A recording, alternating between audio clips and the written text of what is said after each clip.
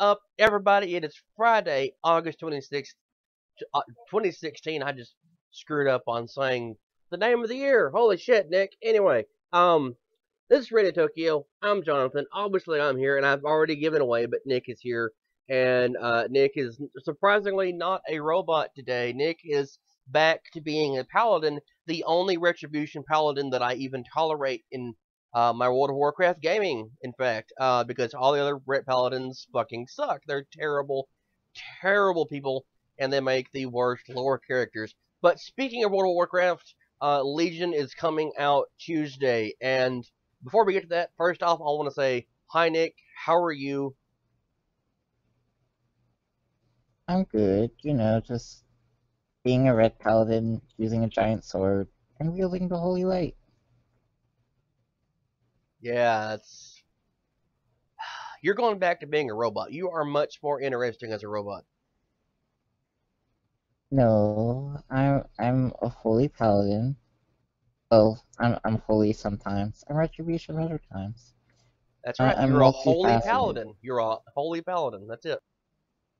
I'm a holy paladin that deals retribution to those who Well, are see, the good unworthy. news is that in 4 days, you get to have a two-hander and heal with it. That would be really, really fun. I'm kind of tempted to do that. Because really, Just run uh, around. because really, the silver hand weapon that you get is just a two-handed mace. That's all it is. It's not my most favorite design. I'll be honest. I kind of think that Truth Guard looks a hell of a lot better. But Truth Guard is, of course, if you don't know, the protection paladin weapon set rather. It's a sword and a shield, and it's essentially the crest of the Argent Crusade is the shield, and I love it. I mean, it, it looks cool. I think they all look cool. But I just can't resist walking around with Ashbringer. At least for a while. At least while I'm leveling. It's You just and fun. everyone and their mother's redheaded stepchild is going to have the Ashbringer on their paladin. So I don't you, care what other people are going to be doing. I care about what I want to be doing. And I want to wield Ashbringer. Because I've been a paladin for the entire game, pretty much exclusively, and I've only really played two specs. One of them is Holy, and one of them is Retribution. And I do my damnedest to be really good at both of them. So well, I'm look, gonna wield you Ashbringer. are just going to be a special snowflake amongst special snowflakes. Like I said, every paladin is getting Ashbringer, except for me. I literally have no desire to even pretend to play Retribution to get it at all. I just don't. Um, you know what?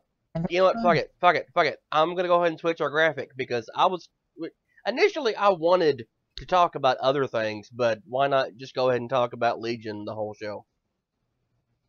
Why not? We need to. It's been a long time since we've just had a World of Warcraft show. It has been, and especially after the rather disappointing LFR series we just got done doing. I'm really I'm fucking pissed. I'm fucking pissed. I'll go ahead and say it, okay? I'm pissed. Most people who watch our show are probably not aware of this. But I actually I take it back. I know everyone's aware by now, presumably, that I have not enjoyed raiding in World of Warcraft for a long time. It's not that it's bad. It's not that it's not enjoyable. I just haven't had like God fucking damn it. Since we started Warlords of Draenor, our guild was doing very well. And we had a raid group where we were just going for a 10 man instead of trying to force, 25 men or whatever. So we did the 10-man raid, and it was fun. It was entertaining, and then it became kind of a letdown. The reason it really, truly became a letdown is solely because, okay, being a lore junkie, I was really looking forward to getting to fight some of these big characters in the game. right? Really big ones. And Blizzard let me down in Wrath of the Lich King when they made uh, um, Anubarak, a 5-man boss, and they made Kargath Bladefist easily one of the most important lore figures in the original Horde. In fact, in the lore period, into the first raid boss.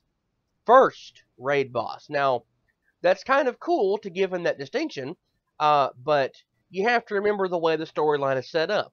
The Warlords of Draenor, which is Garrosh and I'm sorry, not Garrosh, Grom, Ner'zhul, and so on, are very, very important figures, and they're going to be big bad bosses. So we get Kargath in the first boss fight in the first raid, the lowest tier, and he dies like a bitch. He dies like a bitch. Okay. Uh, I didn't ever really give a damn about Highmall. I didn't give a damn about Blackrock Foundry, and that's why for most of the expansion I just did LFR when I wanted to do anything, and as a consequence, we are 4 days away from Legion being an actual thing, and I need one fucking tome to finish my ring. One. And before we started the show, Nick, myself, and few others from our guild, we're running on the far because a couple of us only needed, like 10 or less tomes to finish our rings. Except for one girl, Jenna, needed like what I think 10. Anyway, I need one goddamn tome. I need one tome. I need one fucking tome. The LFR does not reset until Tuesday, and of course that's when Legion's coming out. So I get to sit here for 4 days and just fucking watch my soul be ripped out of my body and shredded to pieces because I can't get another tome unless I can somehow get into a normal raid group. So the fact that we have not raided as a guild this expansion has seriously, seriously hurt me at this point in time because I don't get to get my legendary. But it's fine. It's fine because we're getting Legion. We're getting Legion. Yay! And, we did talk the other day. I still think we could do it. I still think maybe we can get enough people together and just go do it. Because with all the invasion gear everyone has now, I think we'll be okay. I would think so. I would think so. I would think so. Except here, okay, look. Believe it or not, I have found a problem with the invasions. I have found a major problem with the invasions. The past several days, past 2 weeks, have been really cool. Like, this has been, honestly, one of my favorite launch events for World of Warcraft. It is certainly the longest running one. But I'd probably say it's my second favorite since... Yeah, Wrath was my favorite, but I'd say this is my second favorite. Nothing's ever going to top Wrath. I would just flat out fucking say it. It was just the sense of danger, of dread. It's impossible. Genuine danger. Genuine danger. Now, it's not that the Burning Legion invasions are not causing some kind of, feeling of threat, of danger. They are, but it's in a grand total of 6 zones, and all you get in capital cities is randomly someone turning into a Dreadlord, and then you get Doomsayers screaming at you, and we had Doomsayers in Cataclysm. That was the first time they were in there. The only lines of dialogue they have had changed is they have gone from saying red fire to saying green fire, and they also say that the end of the world is upon us again. That's really all they say. The Doomsayers were stupid NPCs in Cataclysm, and they're even dumber now. The only difference is that now they become raid bosses, and they become a Dreadlord, and they drop, an item that you can sell. Yay! That's interesting. No. During Wrath of the Lich, actually during the very end of Burning Crusade, for those of you who don't know anything about this, they had the second Scourge invasion. The first Scourge invasion happened when Naxxramas was originally put in the raid in Vanilla WoW, and what that was Scourge Necropoli, which would pop up in various zones, and you would go fight them, and you would kill zombies. That was really it, okay? They took that and kind of ramped that up with Wrath of the Lich King launch. Scourge Necropoli appeared in pretty much every zone that they did in a vanilla, but you also had the ability to become infected with the undead plague, and part of this was you had to infect others. So you would have raid groups of people, and I'm talking 40 people running around turned into zombies, and the only way to cleanse it was to have a NPC in a city cleanse you, a player cleanse you, or you had to die. There was three options for you. Most people opted to not have it cleansed, but the problem is that the longer the launch event went on, the more dangerous it became, because it got to be to where the players could not cleanse you anymore. Like, the players were the Well, first no, ones to lose the ability to cleanse. it wasn't exactly that. It was that the interesting thing was, I think what was the level cap back then? 70? Yes. And the curse, the zombie curse, was actually a level 80 spell. So it was really, really difficult to cleanse. I remember I would sit there spamming the cleanse button on people for sometimes a minute, 2 minutes, 3 minutes, and I still couldn't get it off sometimes. Yeah, but But it what happened was, as the event went on, um, the the amount of time you had to cleanse got dramatically reduced. Because I think it started off as like a 10 minute or 5 minutes or something. So I could sit there and spam cleanse pretty easily and get off of almost anyone. But when it but see, started like, getting to like a minute or 30 seconds, it was like it was hard. It was really difficult, and sometimes I couldn't do it. I could not save some of them. initially what it was, because I had the fondest memories of it at all. Initially, it was it wasn't instantaneous, but it was close to it. You may have to, because spells could miss, you may have to do it again. But it was very easy to cleanse off the player. The NPCs did it in no time. But as the event went on, it got to where the players could no longer cleanse it. The NPCs even were like, "No, I can't help you anymore. Just make sure you're away from everybody else." And at that point in time, what you had was a total zombie outbreak. Like, it was unstoppable. It was literally unfucking stoppable.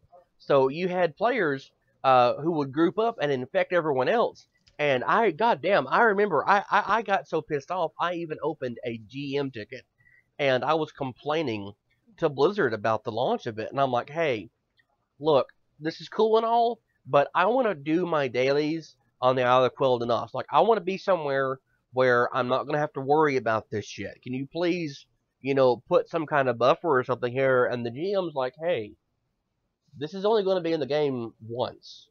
You know, you may as well enjoy yourself." I'm like, "I am enjoying myself.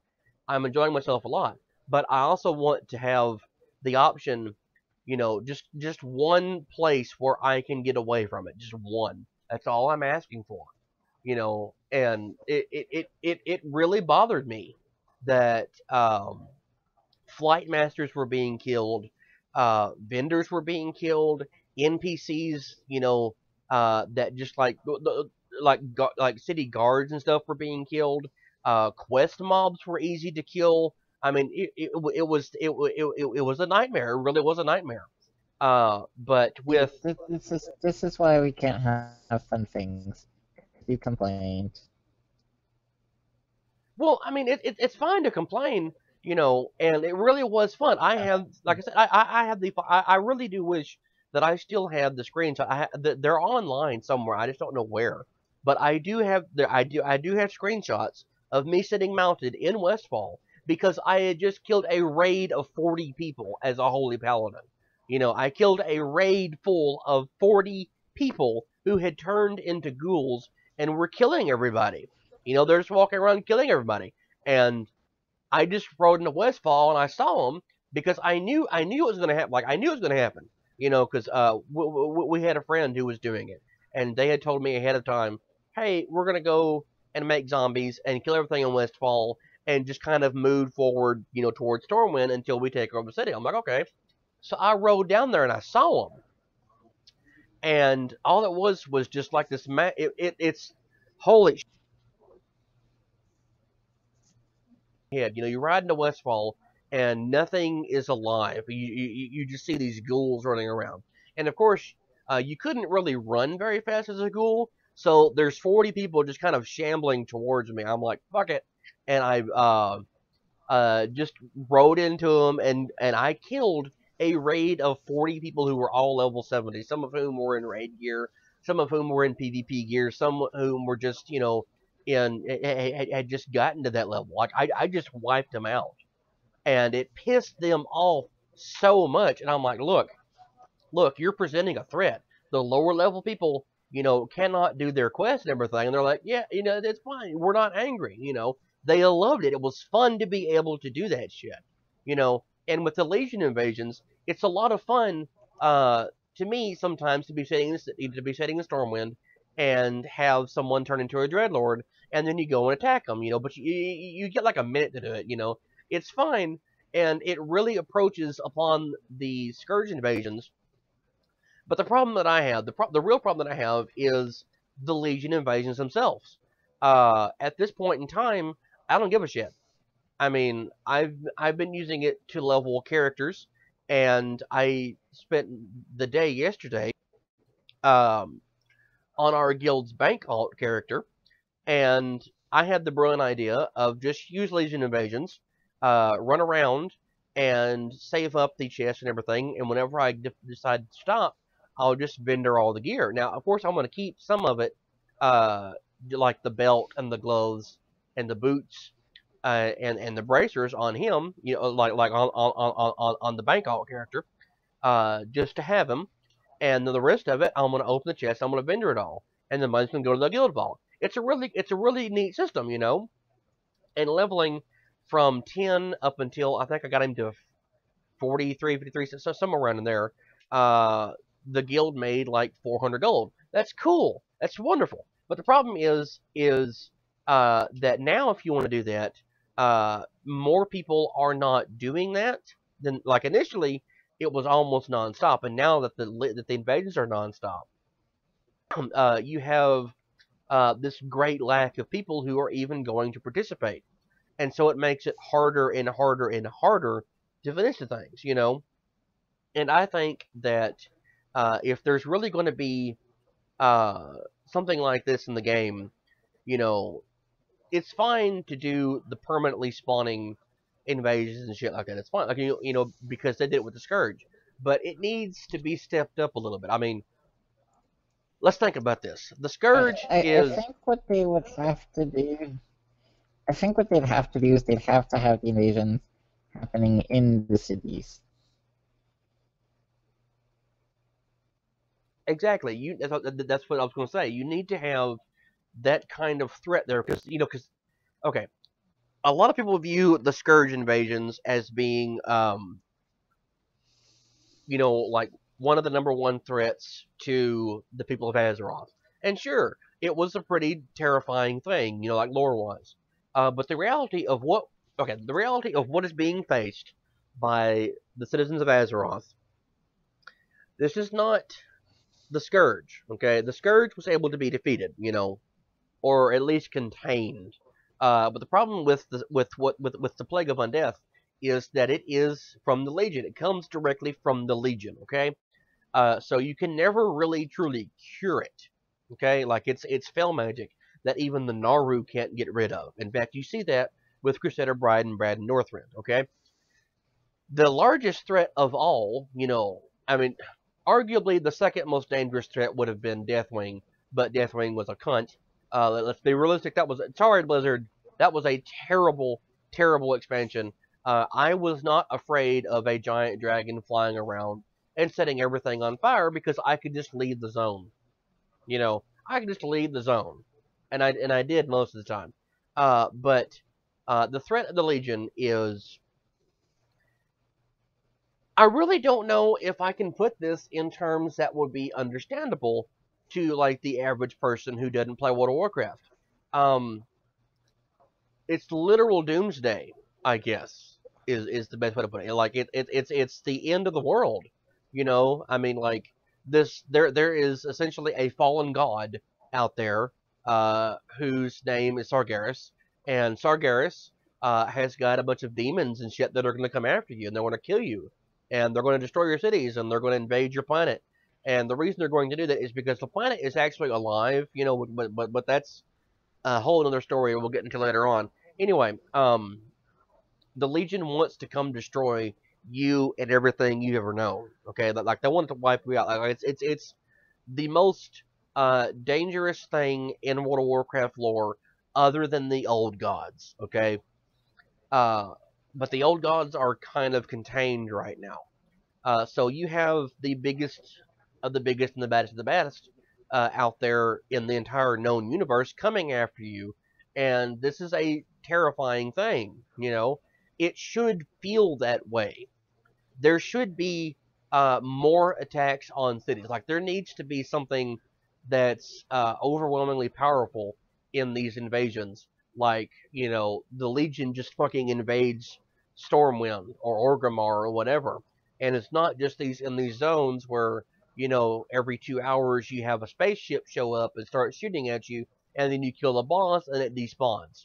You know, because that's nothing. That's nothing.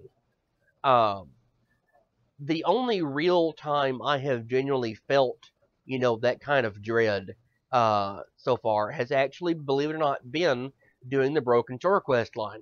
Because you realize, you know, the way they had the story there set up, the way they had the cinematics and everything, especially the beautiful end cinematic, where you see a certain thing happen. I'm not gonna, you know, I'm not gonna be an asshole and say it, but a certain thing happens, and you realize the inevitability of your death. You know, like this is what I'm facing.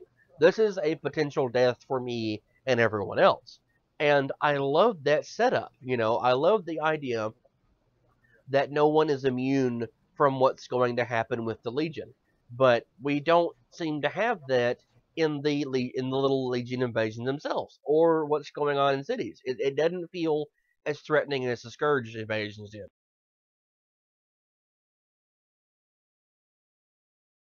And perhaps well, have you done the Dalaran quest yet? Yes. Yeah, in Dalaran, especially the last patch where the Legion's invading, it feels like that sort of terror. Like, I was scared to walk the streets of Dalaran because I was worried I was going to get jumped by a demon.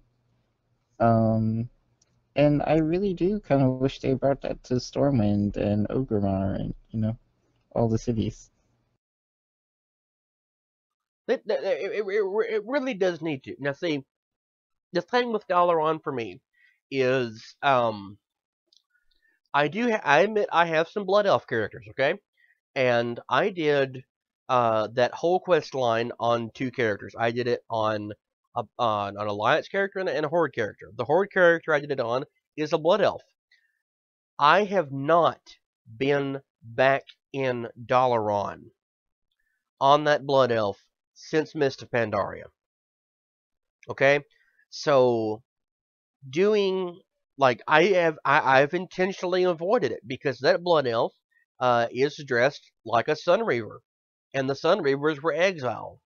And I'm like, okay, I'm supposed to be exiled. I'm not going back, you know, because the leader of Dalaran at that point in time hurled me off the fucking city.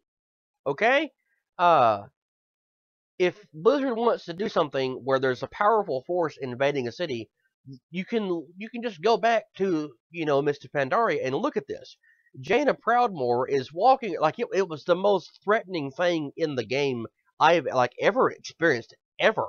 It's also terrifying. And the reason it was is because Jaina is walking around with her two frost elementals. If the elementals, if you're in aggro range the elementals or Jaina, you're fucked. You're not going to get away because she will catch you. and all she's doing is walking around the middle of Dawn, like this big circle, and you have to completely avoid her. But I saw her levitate a Sunreaver and just like up in the air and then drops them and it kills the NPC. Okay? Blizzard could recreate that with the Legion so easily. You know, like they could make it to where, hey, I want to completely avoid this city because of that. Okay? But to answer your question more directly, yes, the Khadgar thing for me was really, really, really enjoyable. Because, like I said, this is the first time I've been back to that city on a particular character in, goddamn, like 2 years now. You know, I've avoided it because that one little, that one little event was able to put, like a memory with me forever. Like it really impacted me. Like the Scourge invasions really impacted me. So getting to do that quest for me was like the whole time I'm thinking, oh shit, oh shit, are the NPCs going to actually attack me? Like what's going to happen? And then I did the thing where Jaina freaks out, and she leaves. She like just spoiler alert, Jaina has left the Kirin Tor. Okay, just sorry, just go in. I don't want to ruin the whole storyline, but Jaina has left the Kirin Tor. Okay, so there you go. But it's interesting, and I love how Blizzard is able to, they're still able to get that feeling in me, like hey, this shit's going on. It's really important, and and you go through it, and it impacts you, and they've been able to do that with the expansion a little bit, but not it hasn't been a continual thing. And I think part of the problem is what you were complaining about earlier, is that people wanted that safety, that safe zone, or that option of being safe. So Blizzard's more hesitant to really bring a big event like that to the cities. Because it wasn't just you, a lot of people were complaining that, they couldn't do their dailies, they couldn't quest, they couldn't level, blah blah blah blah blah. So I I mean they could bring out, um I'm not sure that we're ever going to get anything close to the Scourge event again, because people like to complain.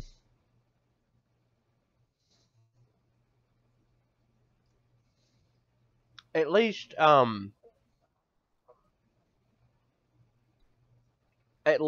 hoping that Legion will not be the complaint fest that Warlords of Draenor has been.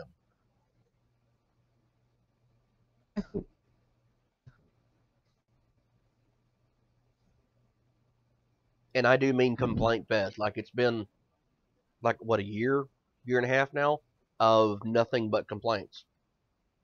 Pretty much. I mean, I like the leveling process. The leveling was. I will say, if I give credit for Warlord for anything, this was probably the most fun I had leveling in any expansion.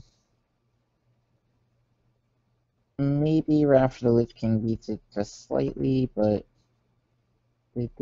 I had a lot of fun leveling here. See, the thing with that is, yes, the leveling in Warlords has been interesting. And that's 99% because even though you have a almost I guess paint by numbers method of leveling now, you still have some options. One of the favorite options has been to use full BOA gear and then go out, kill rare mobs, collect all the treasures, and then complete the bonus objectives in certain zones. And then boom, look at that, you're done. It takes like an hour and a half, 2 hours to set it up, and then you're done in 15 minutes. Okay, and Yeah, that's fun. but I'm specifically talking about the first run through, where I know, we go through the I know. story. I know what I'm getting at. But Legion, is taking that experience, the first run through experience, and they're going to make it to where it's all. I mean, okay, here's the truth of the matter. Okay, there's only going to be so many quests, just like there is in Warlords and every other expansion. There's only so many quests that they're going to put into a zone. Okay, but the difference is with Legion is that you can have an entirely unique starting experience on every character. Uh, the reason is that once you have completed the introduction, like once you've done the Broken Shore thing, once you have moved Dalaran, yes, everyone Dalaran gets moved. It's no big secret. But once you have done that, um, and you've done your initial Order Hall campaign, and you've gotten your artifact, you get to pick where you want to go. You get to actually pick your starting zone, okay? And every zone in Broken Isles will actually scale to your level. You could be level 110 and still be in what everyone else is doing at level 100 because the mobs will scale to you. And that is the most brilliant thing I have ever seen. Okay? That is my favorite thing about the Legion invasions because lower level, like it and I think that's the payoff. Like for every negative thing I said earlier about how this expansion, the launch event rather, is being treated, and how it makes me feel, I think the payoff is that literally now you're supposed to be level 10 and up, but you can do it at level 1, okay? But the mobs are going to be level 10, like level 9 and 10, okay? Uh, the feeling that it gives me is that even a lower level character is genuinely a hero, genuinely. And I mean, uh, the way that the player characters are referenced is as a hero. Like they've been that way since at least Wrath of the Lich King. You've been referenced as being a hero, okay? And with Warlords, you were the hero or you were the commander, like whatever term you want to use here. But the invasions have really put that feeling of being the hero with the invasions, because like I said, you can have a level 10 and be kicking the ass of a demon that a level 100 is fighting, you know, and it works out the same way. Like it scales beautifully. So every zone is going to recreate that. Except for Suramar. Suramar is 110 only. Like, it's the only zone you cannot pick as your starting area because it is the end content zone. Um, but High Mountain and Val'sharah and everything else, you can start them at like level 100. Like as soon as you finish all the other prerequisites, which is supposed to be done by around 101, 102 or so, you go directly into whatever zone you pick.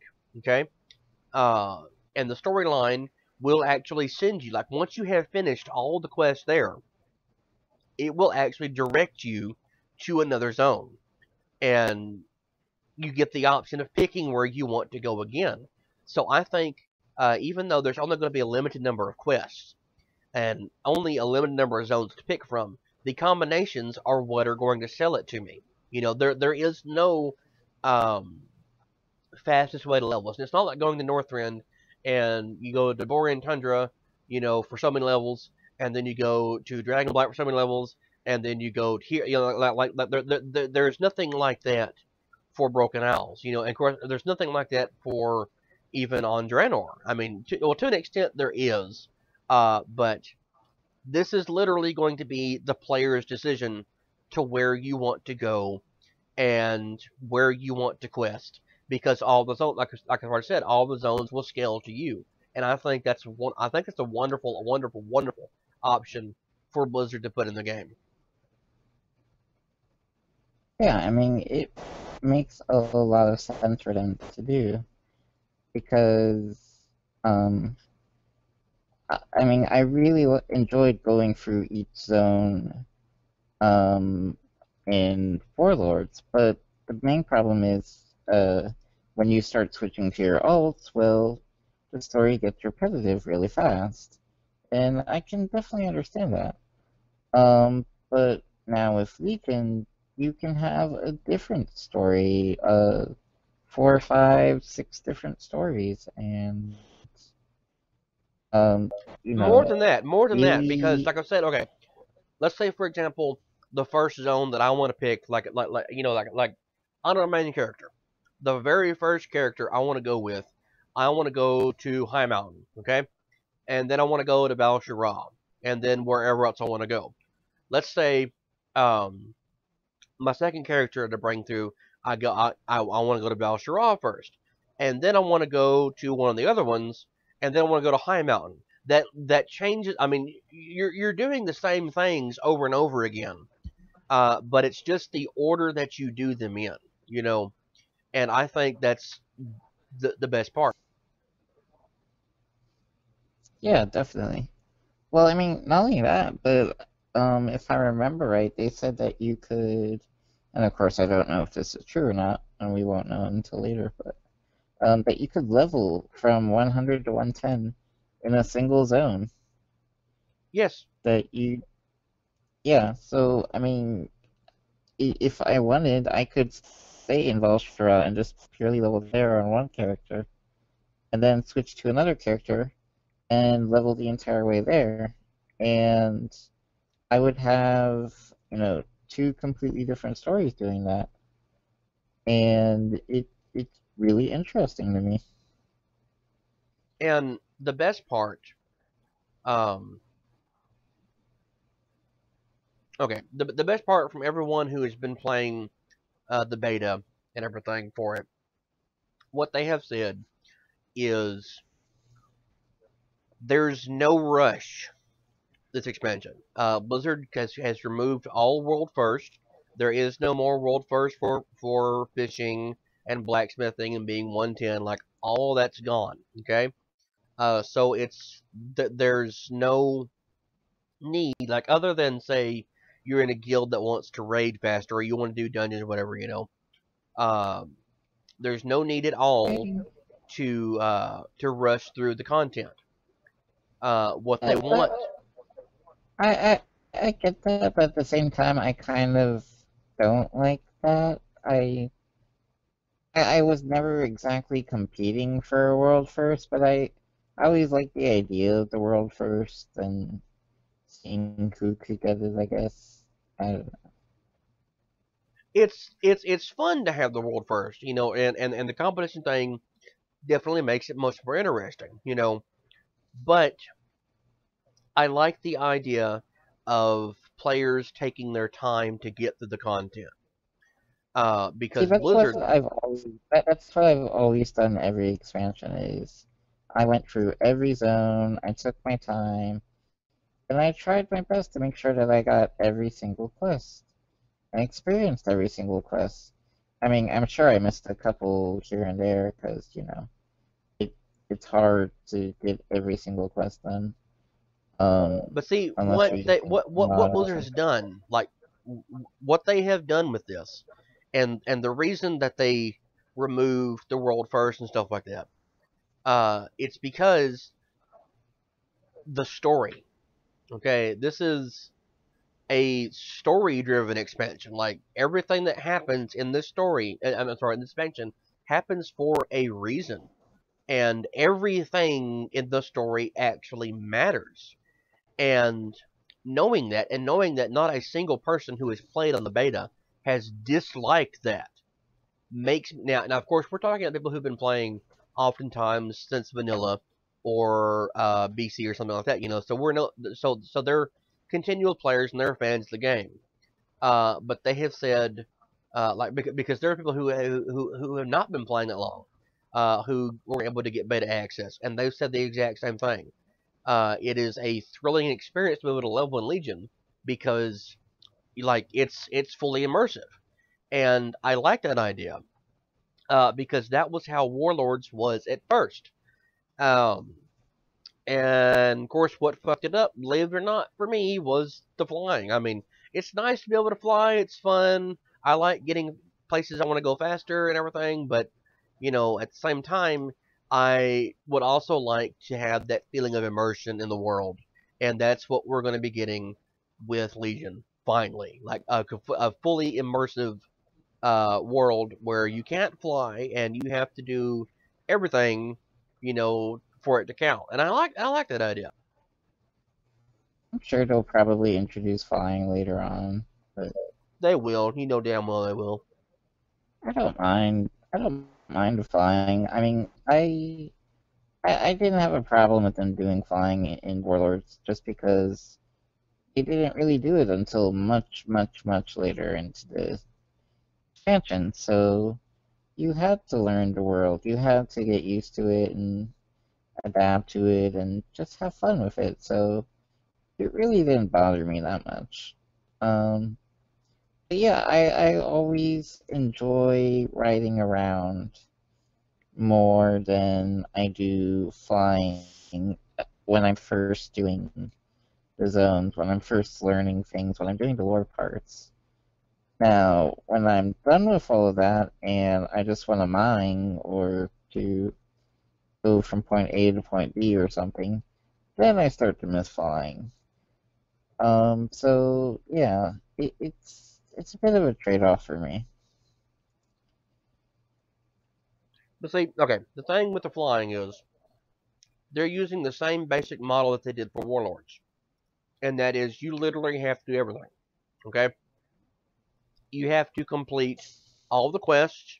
You have to find treasures and kill monsters. Like there is a big ass list of things you have to do, and I like that Yeah, because I really like that. I like it because at that point it doesn't matter what you want to do. It doesn't matter whether you want a PvP or raid or whatever. Okay, you have to participate in the story. You have to actually do things. You know, you have to go through all the quests and the cutscenes, and you have to explore the world and everything. Like you have no other option. And they're also delaying the flying, possibly even longer than they did for Warlords, because Warlords, what it was, um, other than like one, other than everything that was in Tanan Jungle, you had to complete everything. So I did it in like a day and a half, because I was already max level. I was already 100, and I had nothing else to do. So I went ahead and finished out every zone and explored everything, got all the treasures and everything, and it was fine. This one, they're delaying it. And the rumor is they're going to be adding more to it. So there's going to be more to this than just exploring the zones and the treasures and things. And I'm kind of excited to find out exactly what more is going to be added to it. It's definitely promising. I'm excited. Um, and I mean, the, they're from what it looks like they're trying to make Legion the expansion that we've been promised for the last three expansions, really. With more content, more constant content. Um, it looks like they're taking a page out of probably the second most popular MMO right now, or arguably, because I don't know the subscription numbers for WoW or Final Fantasy 14 right now, so I'm not sure which one's leading right now. But one thing Final Fantasy 14 does is that they release a new patch probably every month to 2 months, and it's not always a huge patch. But they'll release 2 or 3 new dungeons. They'll advance the storyline, and it helps to dull the what I like to call the Siege of Orgrimmar wait. Where I love the Siege of Orgrimmar patch itself, but the wait that we had after that, how many months did it take? Off the top of my head, I forget. Something like 14 months, somewhere around there. 7, Was it really 14 months Yeah, it was well over a year. I remember that. I just don't remember how long over a year. of just the siege? Yes, sir. Wow, wow, that's way worse than I even wanted to remember. I mean, yeah. So maybe they're finally doing what they promised to do because they've already shown what the first patch is going to be, which is going to be Karazhan, which I'm excited for. It's going to be a mega dungeon, so it looks exciting. It looks like something, especially for more casual guilds that don't want to raid necessarily. It looks like something they can really sink their teeth into and enjoy. Um, and then we're going to have the raid as well. And if they can keep that up, if they can keep content coming out every 2 or 3 months like that, then yeah, Legion very well may be the best expansion that we've had. Just from a content perspective, just from I mean, as much as I love Wrath of the Lich King, um, Ulduar and Icecrown Citadel were amazing, but let's not forget the Grand Tournament was one of the lamest things that probably Blizzard has ever done. And I enjoyed the Grand Tournament. I say that having fully participated in it and relatively enjoyed it. However, at the same time, I know that it was far below what they could have given us. I like the tournament, but So if I'll be honest. After the first time of finishing everything there, I haven't wanted to do it again. You know, yeah, the problem with that being that because the tournament was really gimmicky. It was it was fun. It was a fun gimmick. I had fun doing the tournament, but it was a gimmick. That's what it was. well, what I was gonna say is to me, okay. Here's the thing with quest hubs for dailies. Look for example at the Isle of Quildanos. Same daily quest every day. Same quest. Eventually, that shit becomes monotonous, and you don't want to do it anymore. Yeah. With the tournament, you had a few little like you had a little bit of wiggle room. You know, you might not get the same quest. You were guaranteed to get some quest every day, but you might not get all of the same ones every day. Like it might be one or two different ones, and depending on how in depth you had gone, like how much stuff you had actually unlocked, you might wind up not getting the same thing every day. But the truth be told, that's like one or two quests different out of I think at the peak of having unlocked everything, it's maybe 20 quests. So you're looking at two different quests out of about 20 every day. Kind of tiresome. Uh, but I just didn't really want to go back and do it again because I did it all on one character, and then I faction changed that character, and it completely reset everything. So I still had the achievements for stuff. I just no longer have, for example, I had the Argent Warhorse, and I had the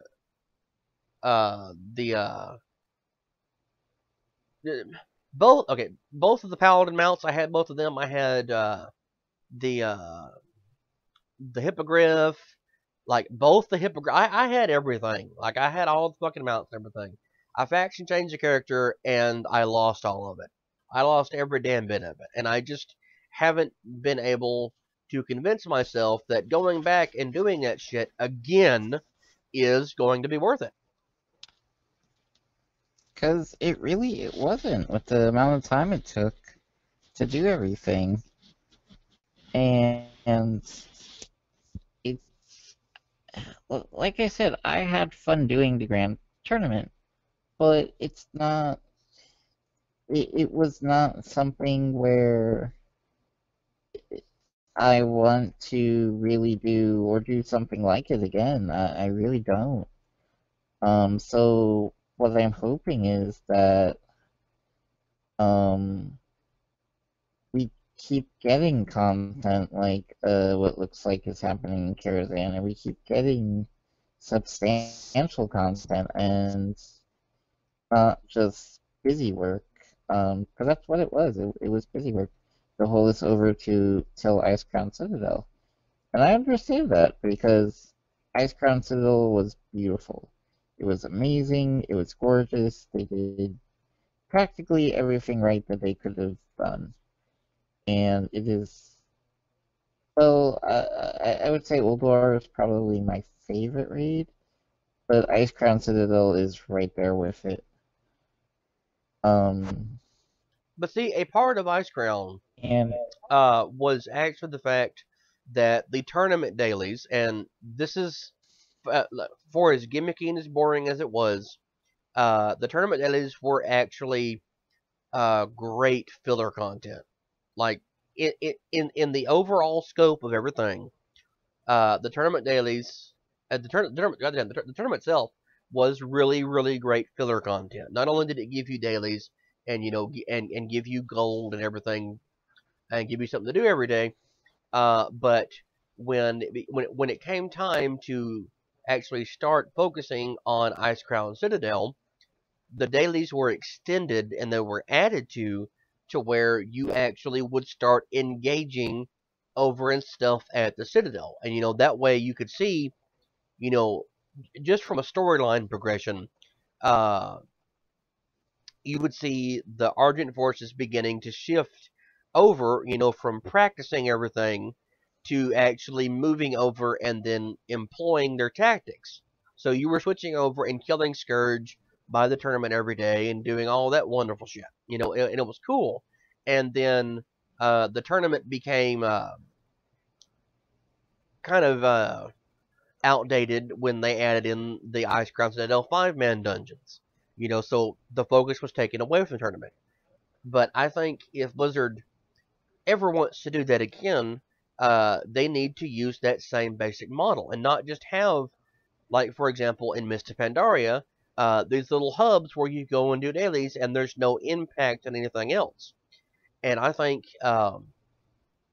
like I said, if they're going to do something like that in Legion at all, that it really needs to be done on the model of the tournament. And let's be realistic here.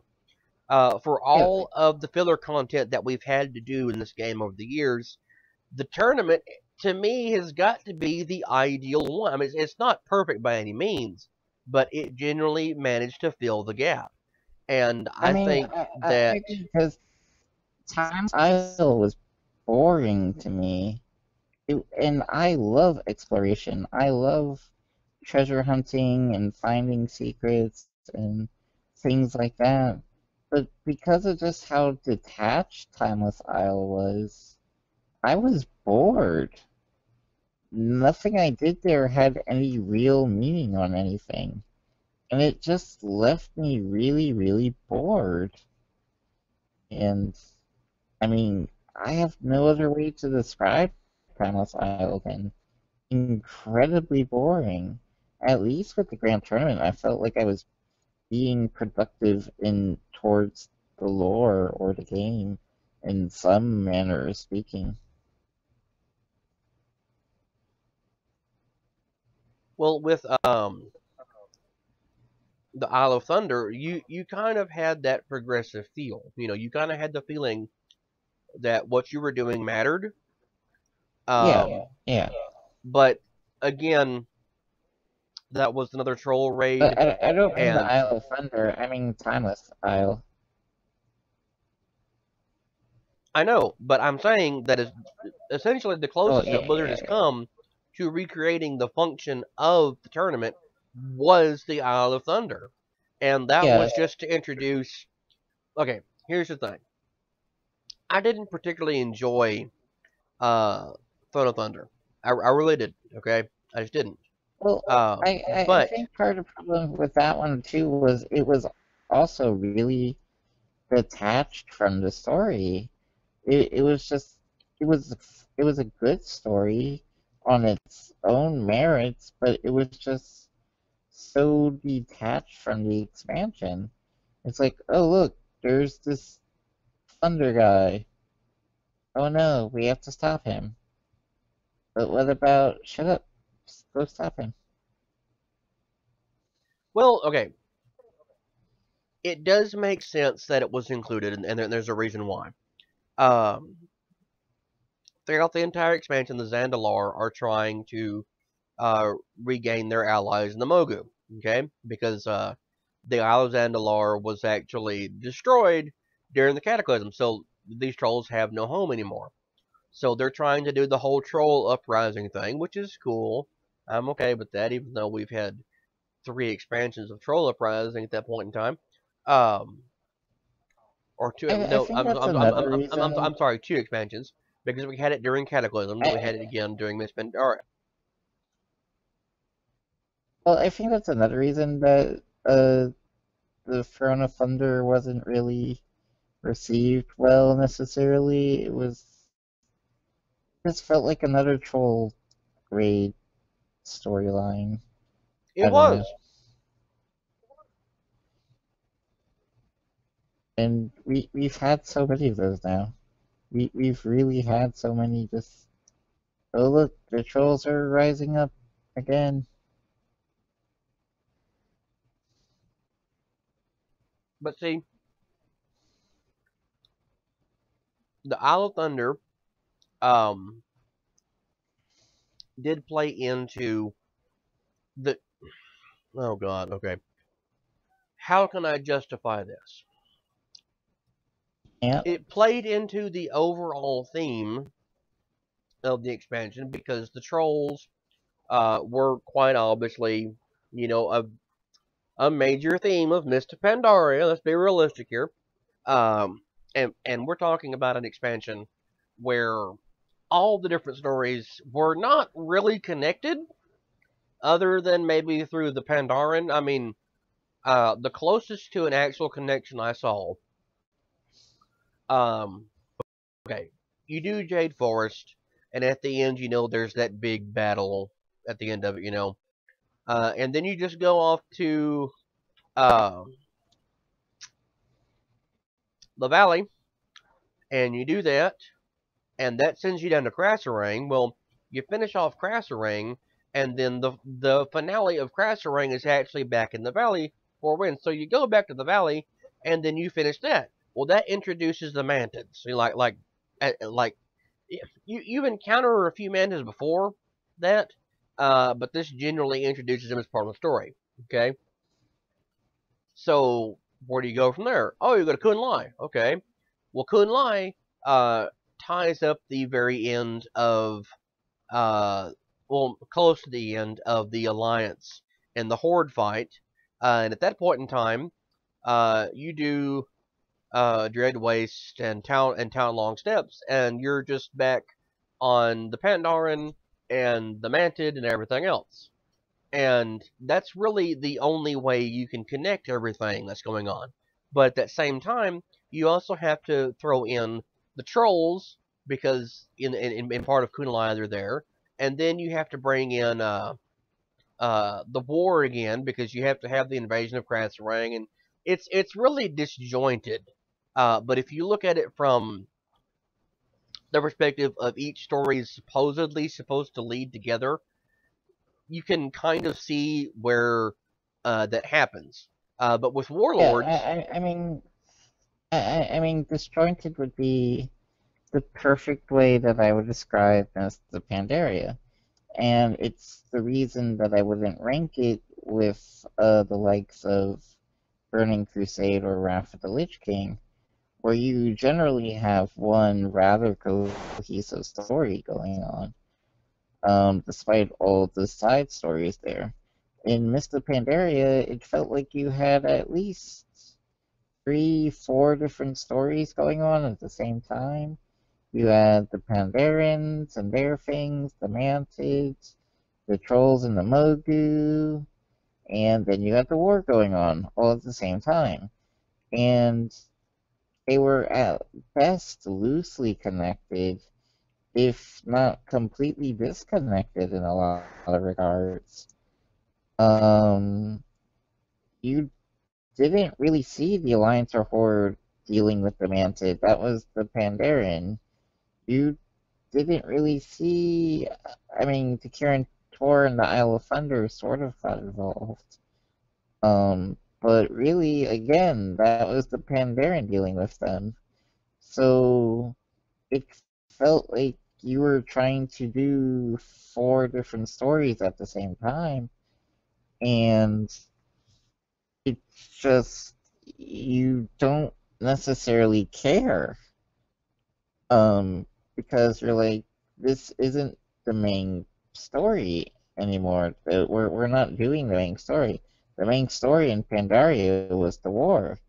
The Pandaren were the victims of the war, and you wanted to help them, but really what mattered most was the war and winning the war.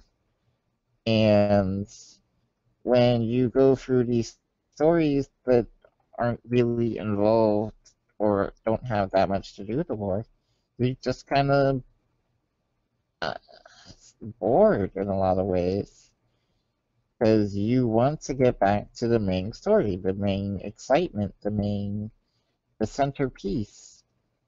And that's what Wrath of the Lich King and Burning Crusade did really well. Was Burning Crusade was all about stopping Illidan, and Wrath of the Lich King was all about stopping the Lich King. And if they can recapture that essence about everything is all about stopping the Legion, I mean, I'm all for side storylines and side quests and things like that, but you have to keep it focused. And probably the most disjointed thing in Wrath of the Lich King, ironically enough, was Ulduar. But at the same time, Ulduar was just such a big and expansive raid, and it was so well done that you didn't mind. You didn't. It was okay that it was a little disjointed there because it was just so big and so expansive, and um you knew that you had to do something about this. You didn't really get that threat from things like the Isle of Thunder.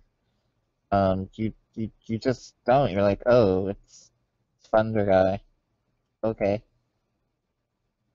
But see, okay, the thing with Ulduar is it's just like the war against Malagos. If you're in Boring Tundra, you're introduced to that, and then you see most of it end in Dragonblight. Well, you don't really find an end solution to that. Like the storyline never really actually has its conclusion after the events of Dragonblight until you run the raid, and then it's like, oh look, the war's over! Yay, the dragons won!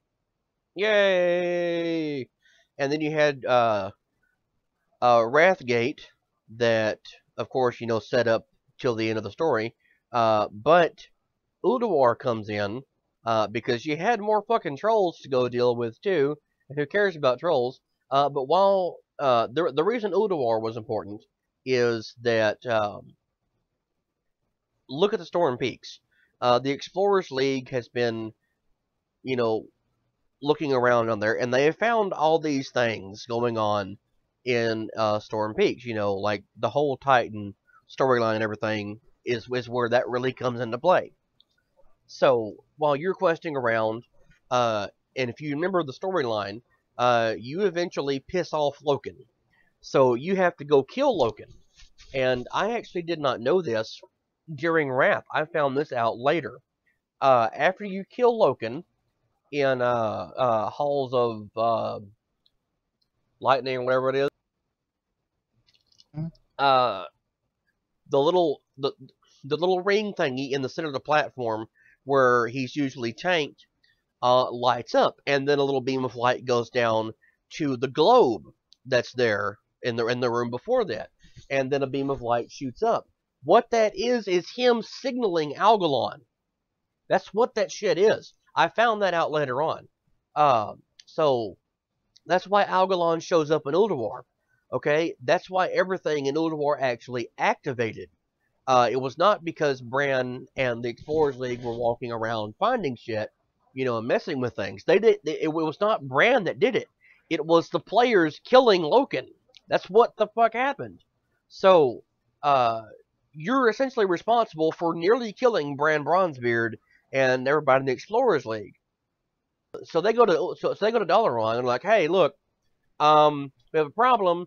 We have encountered what we think is the burial ground of an old god, and we pissed off some robots and some people there. Can you come help? So you have to go help them. Like you have no option because it's the possibility of releasing an old god because you were screwing around and you pissed off the servants of uh the Titans. Which was really, really cool. It was really cool. And it felt much more dramatic and impactful than the Isle of Thunder. A lot more. And yeah, Well, okay, look. I The only thing I really took away from the Isle of Thunder, and this is something that I'm gonna remember forever. Lei Shin himself was actually voiced by the late great Christopher Lee. So if you have never done Throne of Thunder, you've never done anything on Isle of Thunder, go there, experience it, run it through on LFR or like whatever it takes for you to get. Or better yet, if you really want to skip all of that, go look up Lei Shin's voice on YouTube. In fact, I would play it as a clip right now, but I don't want to have to go bring it up and then play it. But go play through. At least listen to the voice.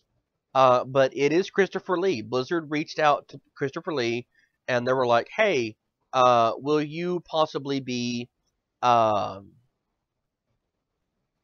in our game and do a voice?" And he's not credited. And the way I know it's him, believe it or not, is other than the fact that I have already heard it acknowledged. The original voice actor for Lei Shin was far, far different. But if you listen to how he sounds now, other than the voice modifiers they have in place that kind of make his voice echoey, if you listen to him, it is unmistakably Christopher Lee. And that is the most amazing goddamn thing I have heard voice acting wise in a Blizzard game in a long time.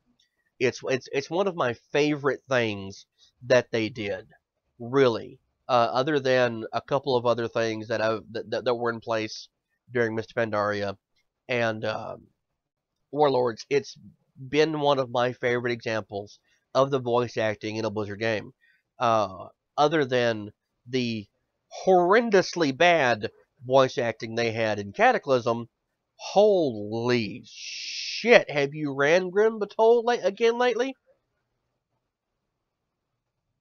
I haven't actually. Dragon, you will do as I command. Catch me! Jesus Christ! Or better yet, how about Throne of the Tides? With Neptulon. Oh yes, I remember that.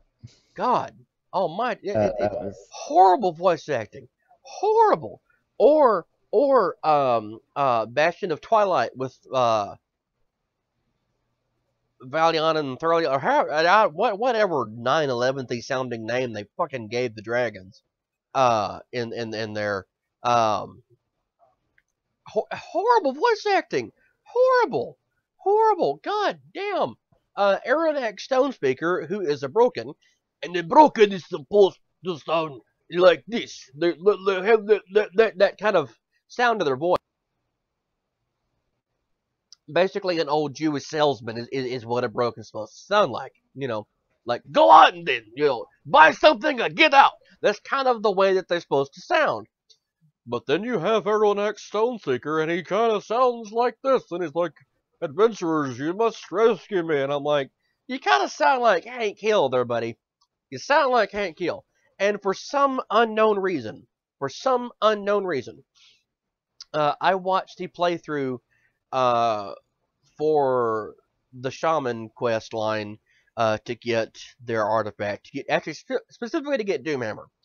And there are some broken shamans in there, and the broken shamans sound more like I speak rather than how they should speak, and it makes me sad. It really, really makes me sad that Blizzard would do that shit again, because the Cataclysm voice acting was terrible. One of my favorite examples, other than the ones I've already made, of course, is the changes to Tyrande Whisperwind, who sounds nothing like any other Night Elf has ever sounded, ever in the history of ever. And then that is the most confusing. I think that's the most confusing change they've done. It is. And then there's also Agra, who sounds like she sounds like she sounds like she's mumbling, and she has a strange voice, and it's weird. And hi troll, I'm your wife, I'm the mother of your children, I am Agra. And I finally found out it's the same voice actress who's doing Tyrande. So if you put them in a room, it's like, Illidan, I am out of arrows, troll, she is out of arrows. It sounds, it's just a slightly different pitch to the voice, but it's the same fucking voice, and it annoys the shit out of me. It annoys me almost as much as Helcular and Grand Stoutmantle's voices annoy me, because that's the same voice actor doing both of them, and it's almost the same voice. But I'm used to it now. After hearing it so many times, I've gotten to where I like it, But I think, honestly, the worst example of voice acting, other than literally everything in Cataclysm, is probably still going to go to Wrath of the Lich King with Suffer mortals, your pathetic magic betrays you!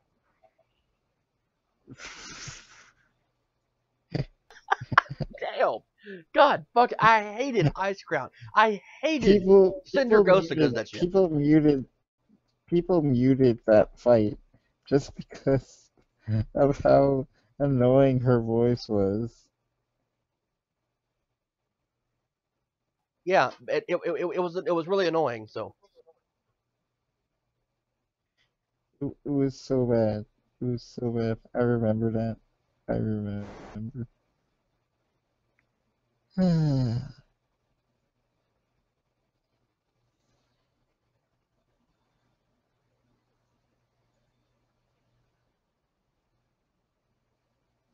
it really was a terrible example of voice acting. I mean, I just don't know any other way to explain it other than saying it was terrible. It was terrible. It was really, really bad. I think what makes it worse is not only was Cinder Ghost's voice acting bad, it's the fact that Lady Death Whisperer, or whatever her name was the same voice actress. The same one. God, and like the moment you kill I've already forgotten his name, the bone dude, and you walk up the line, up the side of the room, she just bitches at you the whole fight. The whole fight. She talks nonstop. For those of you who have never ran Icecrown Citadel, and I promise this is going to be like the last real point that I have to make, but if you've never ran Icecrown Citadel, avail yourself of the opportunity to go in there, turn your game sound on so you can hear this bitch screaming at you. All I the mean, way up. Turn it all the way up. yes, all the way up as loud as you can. And take your time killing the trash. You know, don't be one of those hero pullers in a low level raid where you run in and just attack her. No, no, no, no. Stand there and just kill the trash, you know, like individual packs, one by one, and listen to Very, her. Because very slowly. her fucking speech has got to be at least 5 minutes long. She sits there and screams at you, just telling you, you know, shit like, your skin's gonna fall off your. I don't remember what the hell she says, but I mean, you can find it on YouTube and listen to it. But it's so much more fun to be sitting in the raid and listening to that shit. And the reason I'm saying that is because I want everyone, you know, that does this to go there and hear it. And remember, there were people like Nick and I who were raiding at this point in time and having to listen to this shit, having to listen to it. Every week. Just having to Every listen to week. Cinder Ghost bitch at you. Several times a week. God, it was terrible. It was terrible, terrible. Anyway, I think that's going to be a good stopping point. Because if we don't stop now, I will just continue screaming about the terribleness of past expansions. So we're going to end there.